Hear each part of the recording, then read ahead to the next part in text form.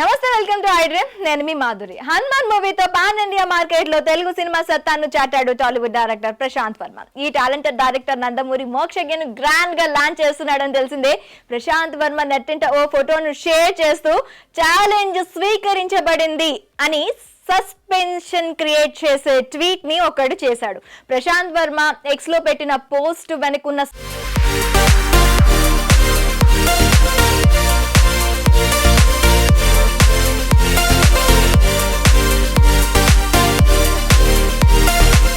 Secret ఏమైనా ఉంటుందా అని సినీ వర్గాల్లో ఇప్పటికే చర్చ నడుస్తుంది. తన ఎక్స్ ఖాతాలో ది లయన్ కింగ్ లోని ఓ ఫోటోను షేర్ చేస్తూ #సింబా ఇస్ కమింగ్ ను జోడించాడు ప్రశాంత్ వర్మ.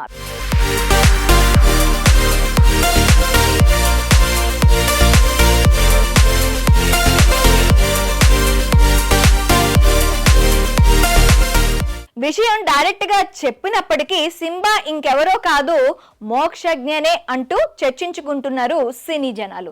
తాజా టాక్ ప్రకారం సెప్టెంబర్ 6న ఈ సినిమా గ్రాండ్ గా లాంచ్ కాబోతుంది. ఈ విషయంలో టాప్ స్టార్ యాక్టర్లు, సాంకేతిక నిపుణులు భాగం కాబోతున్నారని సమాచారం. త్వరలోనే పూర్తి వివరాలు అధికారికంగా ప్రకటించనున్నాడు ప్రశాంత్ వర్మ అండ్ టీమ్.